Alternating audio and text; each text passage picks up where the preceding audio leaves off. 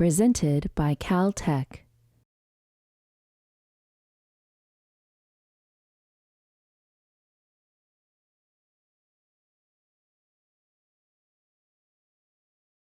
Good evening.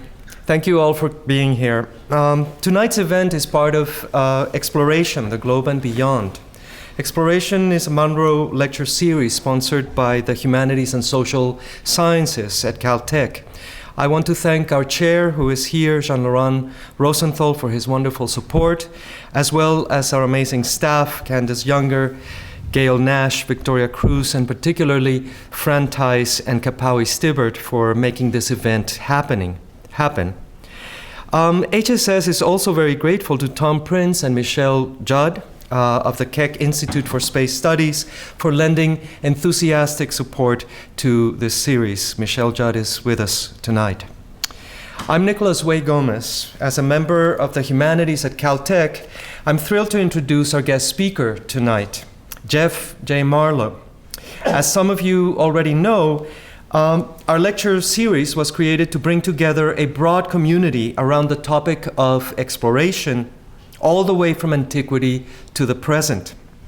Well, when the series was first announced last year, I got a phone call out of the blue from someone who said, "Hello, I'm Jeff Marlow. I'm a graduate student in astrobiology here at Caltech, and I'd love to be a speaker on your series." Talk about fire in one's belly. It was that special something one quickly learns to recognize so often in the citizens of this tiny but powerful, unrepeatable nation that we call Caltech. Of course, my monkey brain instantly knew to answer yes to Jeff's call, and then I met Jeff. I saw the video of a talk that he gave for TEDx in 2011 that was titled "The Forces of Exploration." And I knew that I'd be not just thrilled, but honored to present him to you tonight. Then, a couple of weeks ago, I got a copy of Jeff's CV. It tells the story of a life that honors in spades the dream that visionaries like solar astronomer George Ellery Hale harbored for Caltech's graduating scientists and engineers. A life that reaches out in every direction, not only across the sciences and engineering, but also in the direction of the human, the social sciences, the humanities, the arts. Our speaker tonight is indeed a young scientist and explorer with a keen eyesight for deep and broad discovery. Jeff studies exotic microbial metabolisms in very unlikely places. His work aims at understanding the limits of life on Earth and beyond. He has studied extreme life forms, extremophiles as they are called, in acidic rivers, ice caves, deserts, volcanoes, and the deep ocean, work that he has also brought to bear upon NASA's Mars exploration rovers and the Phoenix Mars lander. Jeff's expeditions have taken him from the iron-rich Rio Tinto in Spain to the eyebrow of the Atlas Mountains in Morocco, to the hydrate-rich off of the coast of Oregon, to the Gulf of Mexico, and to the lava lakes in the South Pacific archipelago of Vanuatu. To give you a sense of the range of Jeff's interests, his bio tells us that as a Marshall Scholar at Imperial College London, he worked on life detection instrument for an upcoming Mars mission, and he perfected his croquet swing.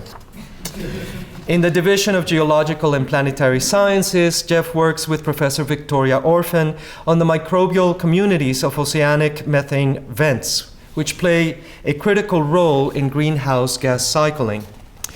Aside from very numerous scientific papers, Jeff wields a powerful record as a freelance writer and a journalist reporting on science, the environment, and international development for publications as diverse as Wired Magazine, The Scientist, Microbe Magazine, the Christian Science Monitor, the Explorer's Journal, and the New York Times.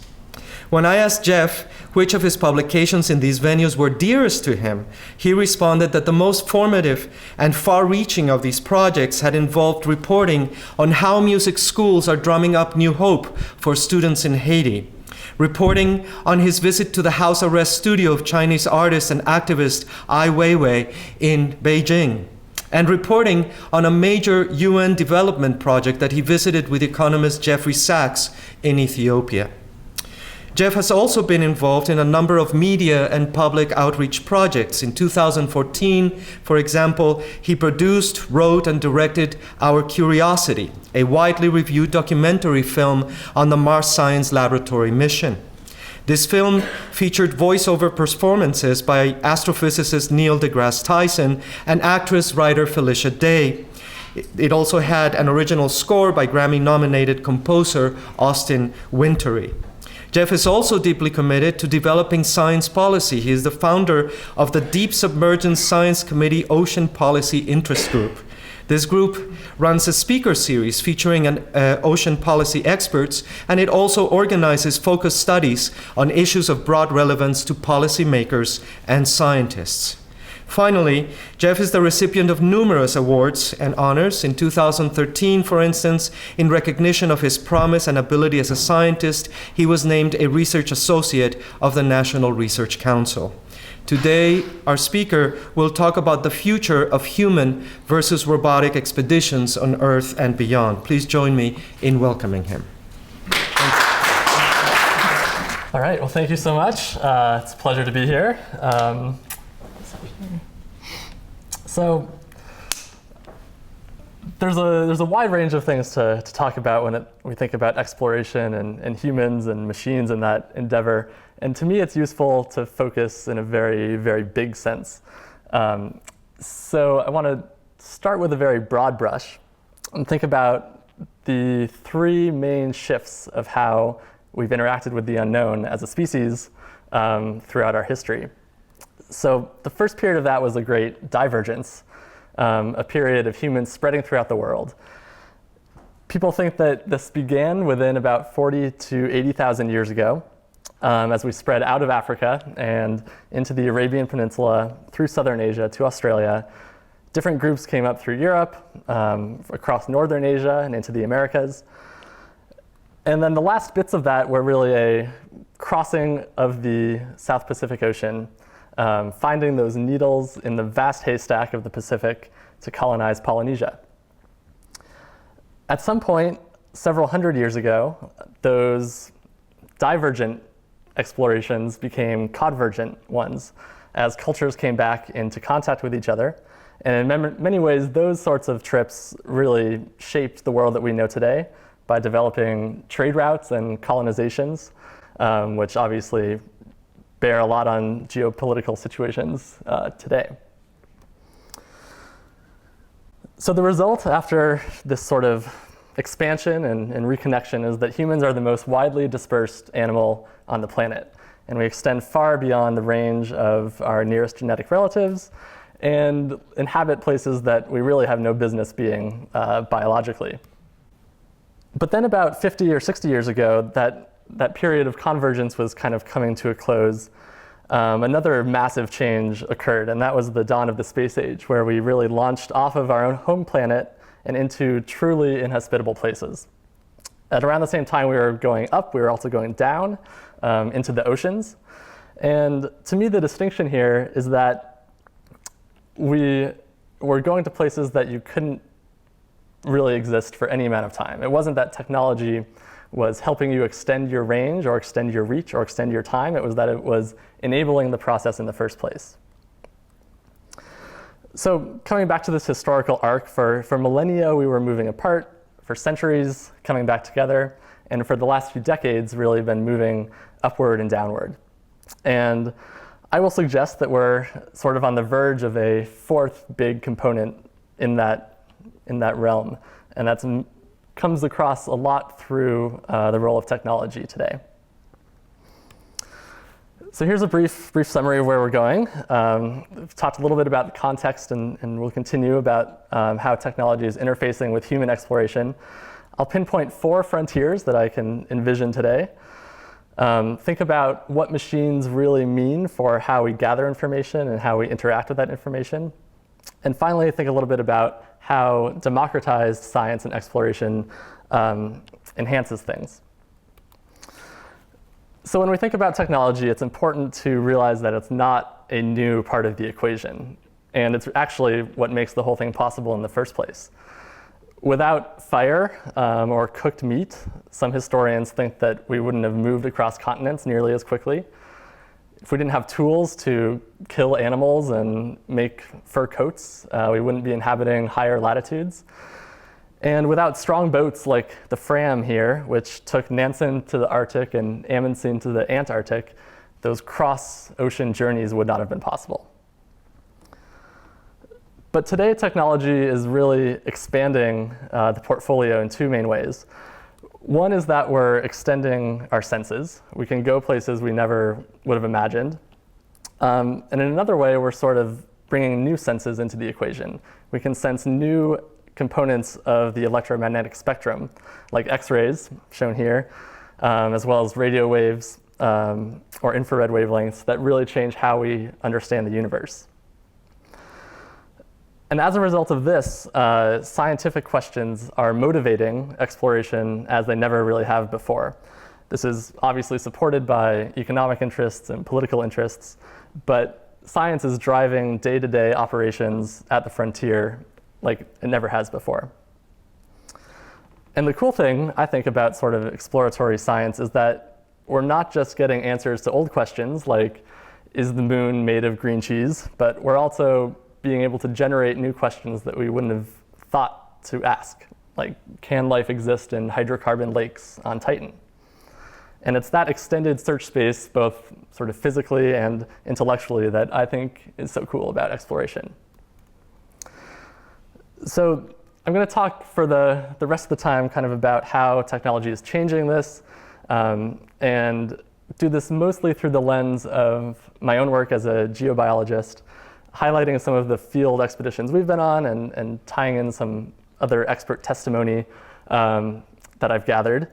And one of the main underlying scientific questions that drives me is surrounding life. What is life all about? How did it start? What are its limits? And could it possibly exist elsewhere? But first, like any true scientist, we should probably define what we're talking about. I think exploration is hard to define, almost by definition. But for the purposes of today, we're going to use this. It's the pursuit and characterization of new human-scaled physical settings. So we can parse this just a little bit. In understanding a place, there's sort of the first pioneering step, something akin to Columbus coming upon lands that were not known to his people before. But then there's a follow-up where you're really gathering more information, something like Vespucci's follow-on expeditions. For today, we're going to constrain ourselves to physical settings, so things like what is consciousness is perhaps not what we're talking about. And there are many physical scales on which we can think, but the subatomic particles, probably not quite what we're after in terms of how technology is expanding exploration in a broad arc. So that's what we're going to work with. And from this, I think there are four main frontiers. There are caves, oceans, space, and changing landscapes on Earth. So we can dive into each of these and think a little bit about how technology is changing things. So we can start with caves.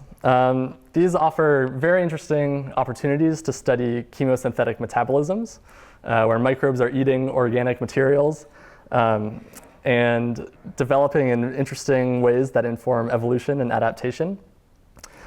Two of the best studied caves are the Frasassi system on the left and the Lechuguilla cave in New Mexico. In Lechuguilla, 93 new species were recently found in a sort of initial survey, and new modes of antibiotic resistance came out of that study. So these are very unique environments that we know very little about. The leading pioneer of cave exploration, undoubtedly, is Bill Stone. And he's led dozens of expeditions into the world's deepest caves that often go a vertical mile underground. I had the chance to speak with Bill recently, and I asked him, what he thought about caving in terms of how it compared to other types of adventures. And here's what he had to say about it. Cave exploration, in the sense of expeditionary work, particularly very deep caves, is still an unknown. It's still, there's frontiers out there where you can take every piece of technology you've got and throw at it, and you still get defeated.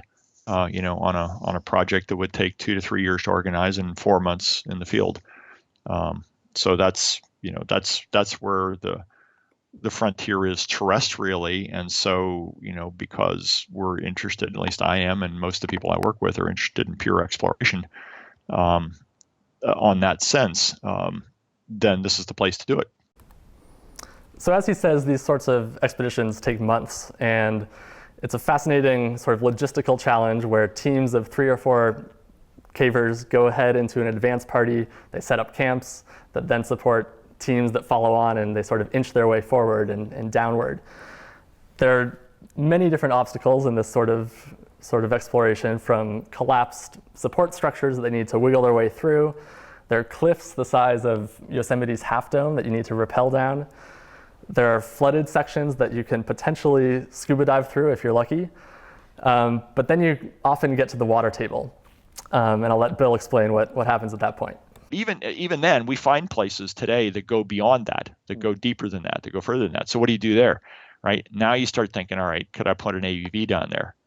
And the answer is, yeah, you can. And we are starting to do that. We did that initially at a sinkhole down in Mexico, Cenote, Zacatón, which is the world's deepest hydrothermal spring. So we sent an AUV down there to 335 meters depth. And could we go deeper? Yeah, sure. Yeah. But the neat thing about that was the vehicle did all its own navigation by itself and exploration, and built maps and did science while it was at it. So technology is clearly facilitating this sort of exploration, not only in helping people get deeper with things like the most advanced rebreathers that we have, but also extending the reach through autonomous mapping. So it seems like robots are kind of going places that humans can't, obviously, and doing some of those hardest components. So it seems like we might be able to build in those earlier functions, like transit to these locations. So was that something that Bill thought was possible? The answer is probably not, and I'll tell you why. It's because the nature of the terrain is so varied that to design a robot to handle them all would be a real challenge technologically. Would it be possible? With a couple of $1 billion, we might be able to address the issue. But let me just give you an example of why it's difficult. Okay, even in a horizontal cave, most of the floor is not flat. People who have played with the idea of going underground with robots have done so in exceedingly controlled conditions. So at the moment, mobility seems to be the main problem, and if anyone has $2 billion lying around, we might be able to fix that. But it seems like for the foreseeable future, cave exploration, at least, will sort of remain a human-based part of the equation. So now we'll head out to the oceans, and I found that oceanographers' favorite thing to say is that we know less about the oceans than we do the surface of Mars. And this statement requires a little bit of explanation, but it's impossible to deny that there's a lot of the ocean we don't know anything about. And the main challenge is that water blocks radio waves very effectively, and radar-based landscape mapping is just not possible. But what mappers can do is understand the elevation of the sea surface and subtract out waves and tides and use gravity models to map out the seafloor surface. At the coarsest level of resolution, this was done late last year, to a resolution of 5 kilometers. This was an enhancement of more than 2 times the previous capability. And it exposed a lot of things we didn't know about. There were major tectonic features in the South Atlantic and the Gulf of Mexico. There were more than 20,000 seamounts or underwater volcanoes that we knew nothing about. So that sort of coarse mapping is very useful. But when we do compare that to other planets and celestial bodies, it doesn't compare very favorably. So here I've sort of mapped to scale the surface areas involved with the Earth's oceans, Venus, Mars, and the Moon. And we can see that the Earth's ocean, about 80% of it is mapped only to 5 kilometers. And just less than 0.5% is down to about 1 meter of spatial resolution. Other planets fare substantially better. Pretty much all of Venus has been mapped to about 100-meter resolution, and most of Mars to 20 meters. The moon recently, with a Chinese probe, was mapped entirely to a resolution of 7. So of this tiny little speck, that 0.5%, even less of that, sort of gets the full cinematography treatment of visualization. And the areas that do receive that are kind of these chemosynthetic hotspots. And these are places where life has found a way to exist at these very geochemically distinct provinces. So they're black smokers, these serpentinization sites, methane seeps, and carbon dioxide seeps. And each of these are pretty distinct, but the fact that we've only explored less than 0.5% of the Earth's ocean to any degree of resolution where we would find something like this means that there's probably a lot more out there, more than just these 4 kinds of categories. So in back-to-back years, during my first couple of years of graduate school, I was lucky enough to be on 2 different expeditions to Hydrate Ridge, which is a methane seep. And this was on a project that was led by Victoria Orphan and Lisa Levin and Anthony Rathburn. We don't have time to share the cool science we found, but one thing that was pretty relevant for today's discussion is that the first year we used Alvin, which is a human-occupied vehicle, and the second year we used Jason, which is a robot. So it was the same site, similar science goals, very different tools, and this allowed sort of as close as you could arrange to a real test of these 2 different capabilities. So Alvin came online in 1964, and it has since conducted more than 5,000 dives. It underwent a huge overhaul in the last few years. There's a new titanium sphere that houses your people. There are more and larger viewports. There's a bigger deck for payload and better electronics. Inside, it looks something like this. There are 3 people, 2 scientists, 1 pilot. And there are many high-definition cameras on the outside that capture everything that happens, but this data is not streamed back to the surface. So only the people on site in the submersible can process what's happening in real time. On the other hand, Jason, you can put over the side for several days at a time, and that video is streamed back to a control room, which is housed in a shipping container on the back of the boat. The room, as you can see, is just plastered in monitors, and often up to a dozen people are sort of watching as this happens, so they have the opportunity to offer their input. So at Hydrate Ridge, this is sort of what a Jason sampling trip looks like. We're mostly after sediment, here taken through this gooey white bacterial mat. We're trying to look at the different redox gradients throughout that. We're also interested in these rocks, the carbonates that are formed as a result of the metabolisms that consume methane. So you go around picking up all of these materials in slow motion, speeding it up 3 times to put it in the box. And the way that you can sort of constantly and iteratively do this is with these elevators, these gear elevators that you drop down twice a day.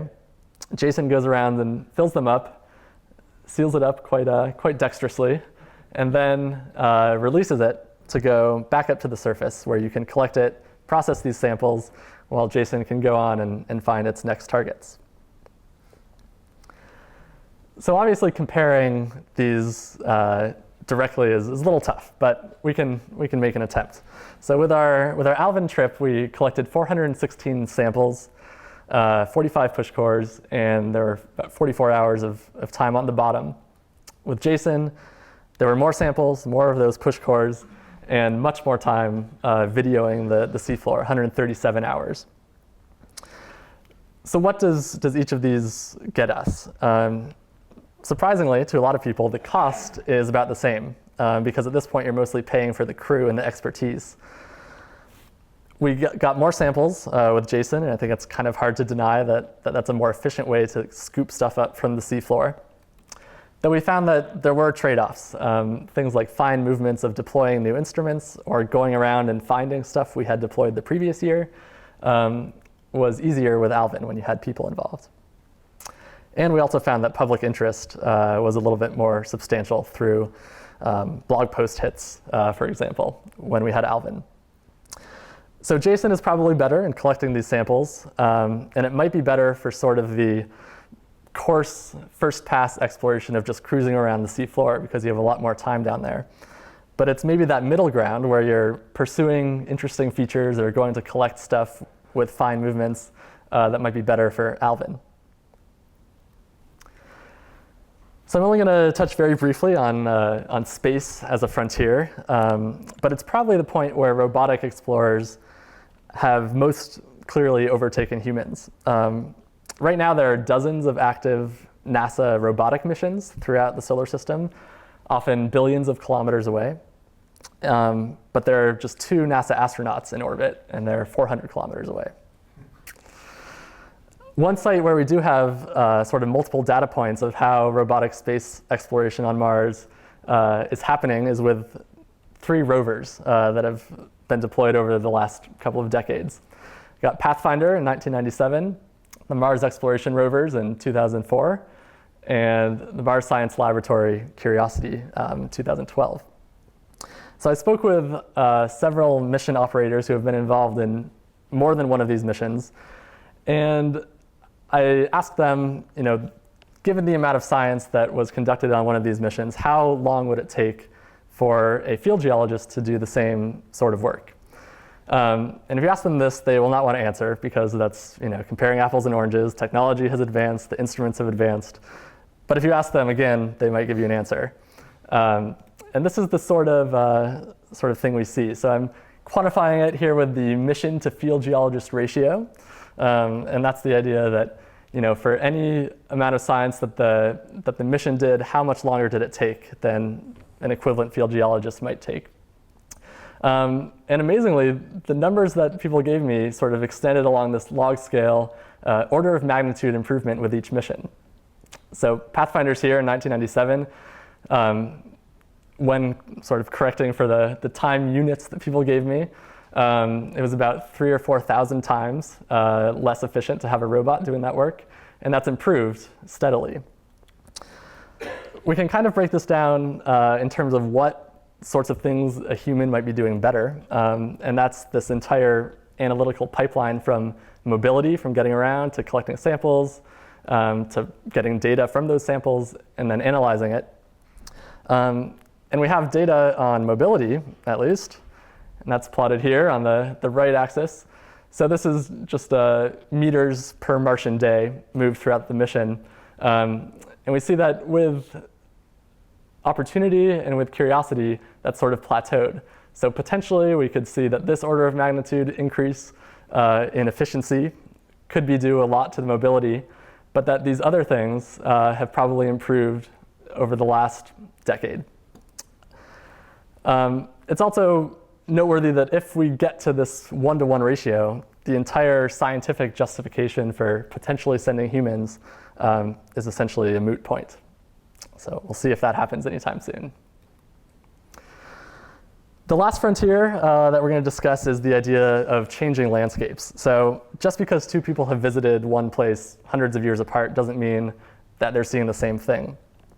Retreating glaciers, for example, expose new landscapes. And volcanoes in particular can create new lands quite literally. There's about 2.5 square kilometers of new oceanic crust that's created every year, and occasionally new islands form, like a few months ago in Tonga, where this new island appeared. So last year, I served as the chief scientist on an expedition to Marlow crater in Vanuatu. This expedition was led by Sam Kosman, and the aim was to check out the world's most dynamic lava lake. New rock is being created here all the time, and it's a chance to answer a very fundamental question about biology on Earth, which is how long does it take for microorganisms to colonize rock? One of the biggest revolutions in environmental microbiology over the last couple of decades is that microbes are pervasive, they're everywhere, but that has to start at some point. When does it happen, and how does that initial colonization affect the evolution and successional patterns of those sorts of substrates? So I'm going to walk you through a little bit of this expedition and how technology was brought to bear on it. So Vanuatu is an island nation, several hundred islands created by volcanism. So we got out to the Ambrim Island, where the crater is located, and after a day trek through the rainforest, you sort of emerge over this mountain and you gaze out and see the plume from Marlow crater extending up into the atmosphere. We then moved kind of over the highlands, which were flows from the 50s and 60s that today just have these beautiful orchid fields covering them. And ultimately, after about a long day of hiking, get to the camp, which is a wind-blown outpost on the edge of this enormous crater. The landscape up here is amazing. It's all been deposited over the last few decades and then worn down by wind and these torrential downpours of acidic rain that can often be about 2.5 pH. That's because this crater is the biggest point source of sulfur dioxide on the planet, contributing about 8% of the global budget. So they're just these beautiful remnants of past features, and again, this sort of continuous churning of this blue smoke that is where the sulfur dioxide is coming from. The main feature is this massive crater. It's about 1 kilometer across, 420 meters deep, and the centerpiece is this lava lake, the most active one in the world.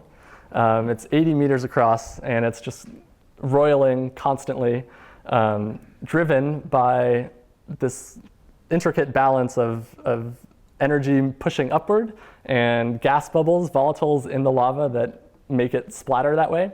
And then as it sort of erupts up, you can see it cool as it goes to a darker color. It's becoming rock. And then it sinks back down into that lake to sort of create new space for more lava to erupt. At the same time, it's constantly spewing stuff onto the side, and that's sort of the time zero of material that we were after. If we can get stuff that erupted minutes or hours before, we knew that was probably sterile and a good point to start. It also just forms this beautiful night light that illuminates the sky, and at night you can see new features that had never been found before. This is a smaller lava lake in a different crater that was really only visible at night. So in order to think about how life colonizes these materials, we had to go down to get some of them. And in this process, everyone had GoPros going at all times. And when you're in the crater, it's obviously a treacherous situation. You want to limit your time in there as much as possible. So there's no time to really map out the layers, figure out where the sulfur layers are, where the iron layers are, where the columnar basalts are. And this sort of footage that you can go down, foot by foot, is going to allow us to map it and figure out exactly where every sample came from. We can also use this sort of footage to think about how these different layers were deposited and when that all happened. We can map that back with satellite imagery and drone footage that I'll show you in a moment to really show where these different layers came from and when. So when sampling and hanging from a cliffside, it's hard to make nuanced measurements, but this footage can really help us do that after the fact. So then once you're down on the crater floor, you're sort of right at the edge of this lava lake. And because we had the footage from previous days, we knew where specific rocks had landed 1, 2, 3, and 4 days previously.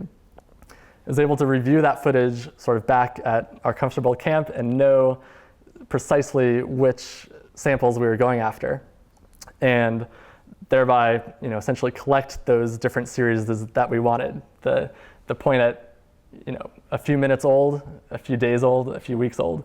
And by sequencing each of these materials, we'll find out when life colonizes these rocks and who is doing that initial colonization.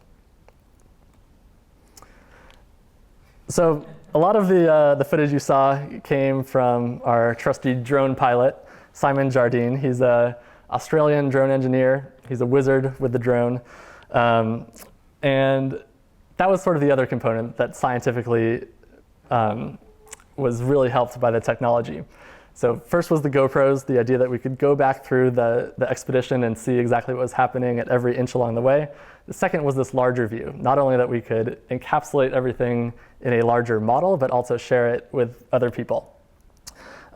So he's a pro at flying this drone, but this was a unique challenge for him. There were sort of swirling air currents in that crater.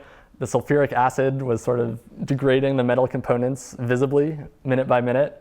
And of course, there's the heat component that doesn't do well with these plastic propellers. So here's sort of the challenge he initially had in trying to fly around the crater. So you're gonna say down? That's 2 down, right? Oh, look at this dude. I can see why people lost the drones here, look. I'm just on the edge and it's just... Okay, I'm gonna go down anyway. Can you shout, Sam? Yeah. Okay. Can you see it? It's centered up. It looks good, huh? Looks great. I'm pretty sure that you're not gonna have to say much because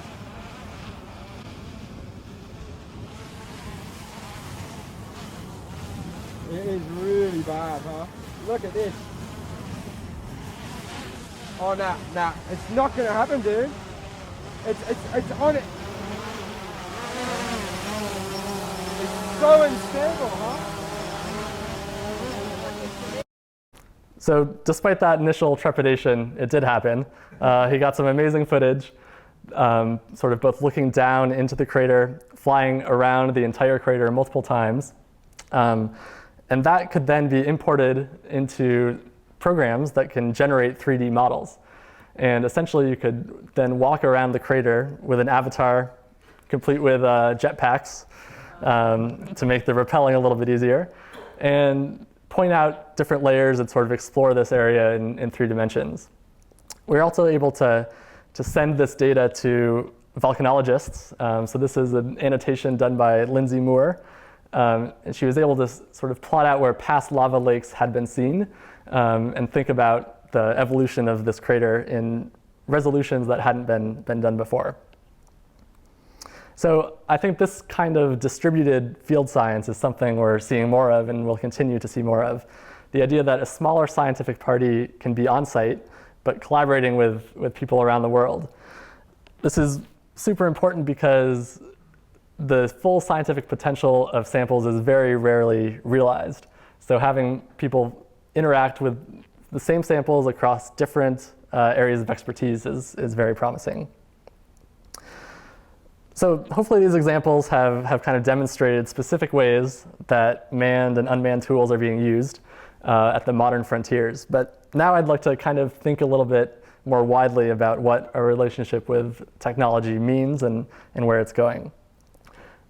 For the past centuries and millennia, we've used technology to kind of outsource lower level functions like transportation to field sites or to different continents, to collecting material, to maybe gathering information. But now that bar is rising and the cognitive functions that we're outsourcing is really becoming competitive with our own.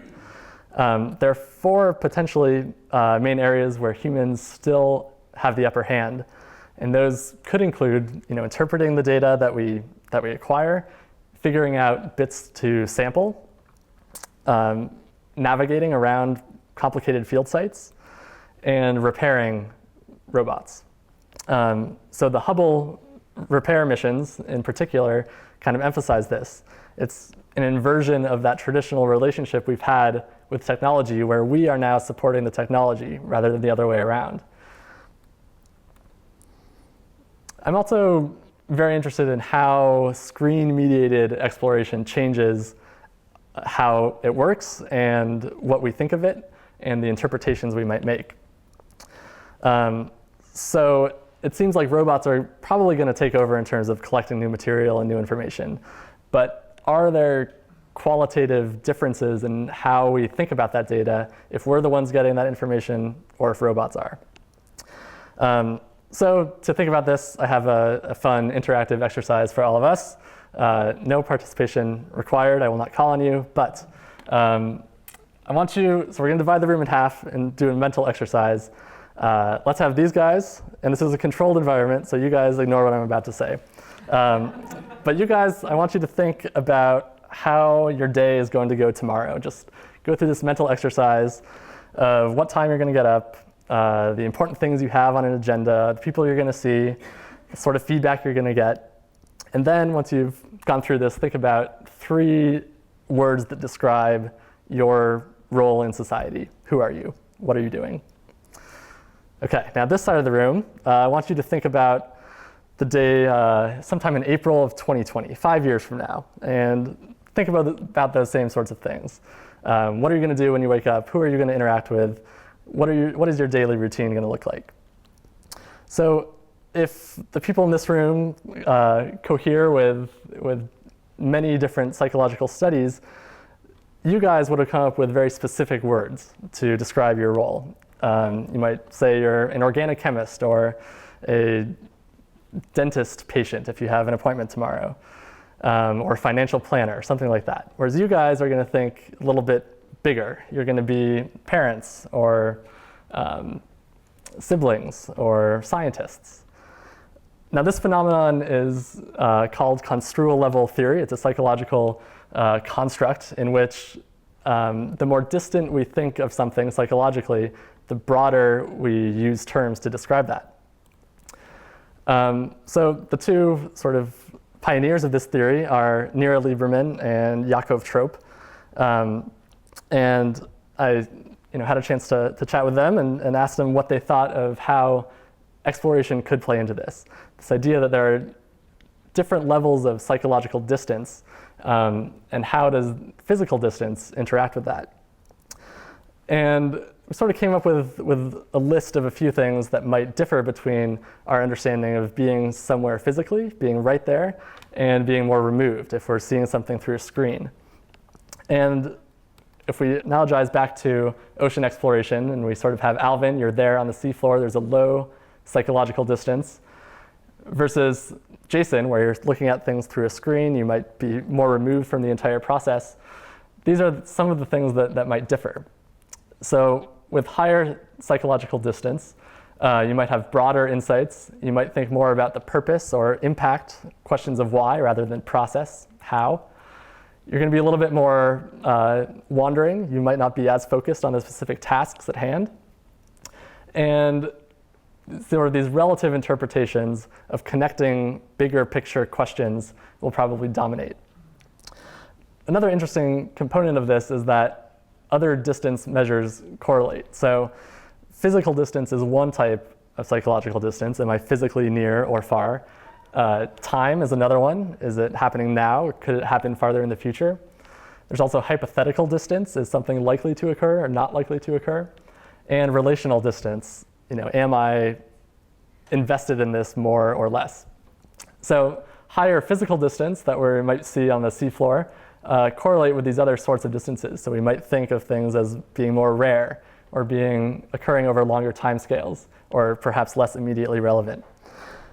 And I think that all of these sorts of interpretations are very testable. It's possible to go back into the scientific literature and see what was published from an Alvin dive and from a Jason dive and see how that compares. We can also run experiments, sort of looking at how you witness an environment through a screen or if you're physically there.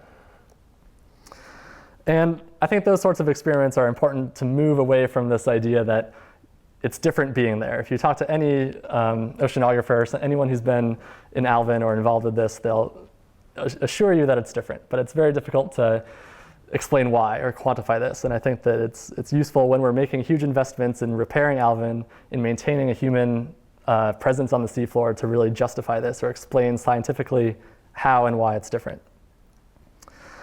So these sorts of experiments would really show us what's scientifically different between a human and a robot. But there's more to the equation than science. As sort of in political decision making, science is really just a part of the equation. I think it's an increasingly dominant part of that equation, but there are still other factors that we need to consider. And one way to think about this is to just look at these two pictures and ask yourself what's different about this. There's more than just the informational content of the size of the rocks or the crater size that we're looking at. There's clearly something different when there's a human there than when it's just a bare landscape. So during the Apollo era, when this was happening, robotic explorers weren't really a viable option. The portable instruments were just not up to it, and the idea of collecting rocks by a robot was not as feasible. And of course, the role of politics and the Cold War sort of tipped the entire balance toward humans. But now that we do have this option, it means that we really need to think about the value that we put on this, of having someone there. It's hard to deny that people are a more effective lure for public interest in exploration. I've learned over the years of writing that people love to read about the science, but they enjoy reading about people much, much more. So why is that? Why do we care that people are the ones doing this? I think it expands the range of human experiences. It's something that we can relate to. We have a reliable narrator who's out there experiencing new things that maybe not everyone can. But that also leads to a very interesting question of whether or not something becomes inherently more valuable just because it's risky. I think in a lot of ways that answer is yes, but at the same time that we probably should not just do things because they are risky for the sake of building public interest. So with the machine-based exploration, I do think we're losing something. We're probably less emotionally invested. We might be biasing our science in certain ways. But there's a flip side to this that is equally, if not more important, and that is the idea of democratized exploration. So for the first time really ever, pretty much anyone can participate in the front lines of exploration with an internet connection. So I got this picture yesterday. It had been sent back from Mars. That's the Curiosity rover and some damaged wheels. But this extends to other realms as well. So I earlier today found images from, there are 3 different oceanography platforms that allow you to live stream information. So this is the Nautilus Live, and they're on their way out to the Gulf of Mexico. And tomorrow you'll be able to actually follow along as they cruise through areas damaged by the oil spill. This is the Okeanos Explorer. They were in the San Juan, around Puerto Rico in the trenches, but they had to go back to port because there was a malfunction. And then the Schmidt Ocean Institute's Falkor was down in the Timor Sea off of Australia looking at coral reef. So tomorrow at any time, anyone essentially can follow along as scientists see this data for the very first time as well. It's also now more possible than ever for anyone to participate in generating new data. So 2 examples of this are the idea of open ROVs. These are cheap underwater robots that essentially anyone can drive. And if you go 100 meters off the coast, you'll see something probably that no one's ever seen before.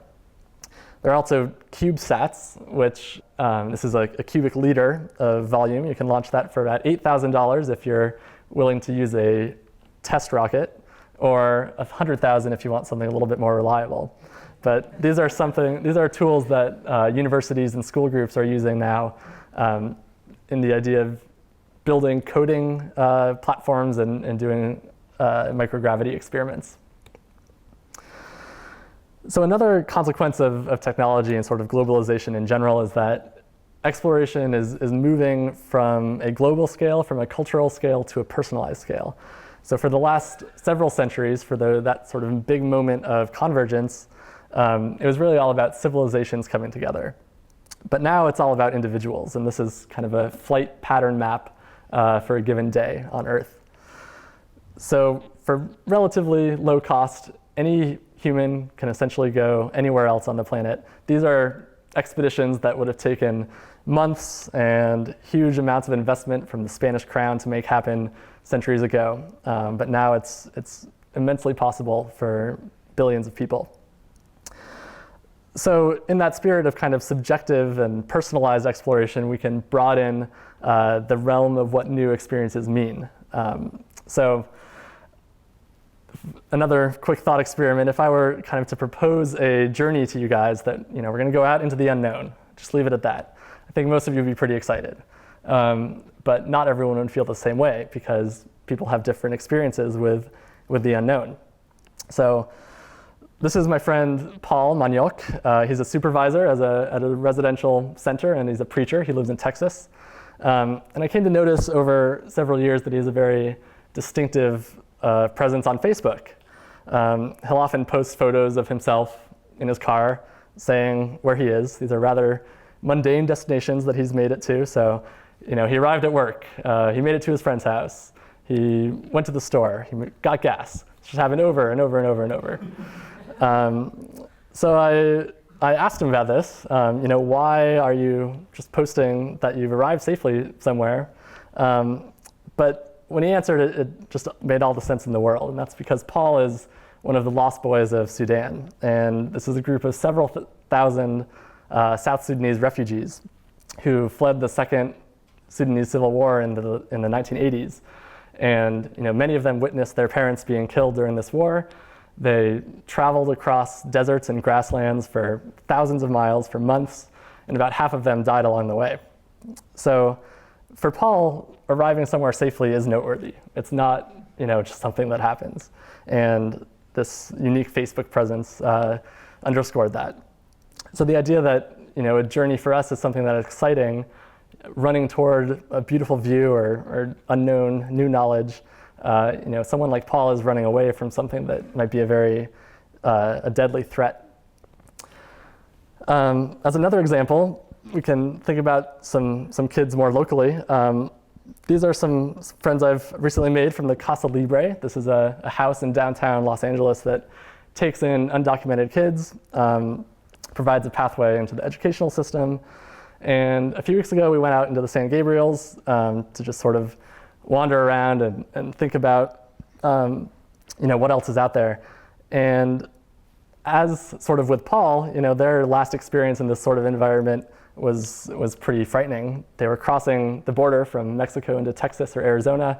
They were on their own, no water, no real sense of where they were going, dodging drug violence and police. So shifting this idea of wilderness is something that's hard, and it changes the perspective they have on the unknown and what it means to generate new knowledge and new experiences. Fortunately, after a few hours of wandering around and looking at things back in the lab, I think we've at least started that process, and many of the kids have expressed interest in science and in exploration a little bit more broadly. So, for Paul and for kids like this, for a lot of people, the unknown is not inherently a good thing. And seeing that new perspective really broadens our entire understanding of what exploration is all about. And our hope, and this is something that you hear over and over with scientists, is that just a spark of inspiration will turn into a longer, lifelong influence that will sort of change a trajectory, change a life, and hopefully change a community. So we've covered a lot of ground, from oceans to space and everywhere in between. And hopefully, I've shown that with this broad historical perspective, we see that exploration is at a very interesting moment. The real-time ability to access information that's at the front lines of exploration is fundamentally new. The fact that we're sort of depersonalizing and disembodying the process of information collection is fundamentally new. I think that might form sort of this fourth big shift in our relationship with the unknown. So it's something that the way in which we go about this, the way in which we look for new knowledge, I think is something that past explorers of past centuries would have recognized in its ambition and its quest for knowledge, but the way in which we're doing it would be absolutely foreign. And the way of sort of keeping humans at the center of this is critical, and I think it's still an open question to see how that will happen. It's less likely to be in the collection of that material and that information, but hopefully it will be more so in the distribution and implementation of that knowledge. So overall, I think exploration is alive and well. It's outlived civilizations, and that's probably not going to change anytime too soon. So lots of people to thank in terms of imagery I've used today, as well as the expeditions that I was able to participate in, and that I'd love to continue the discussion. Thanks.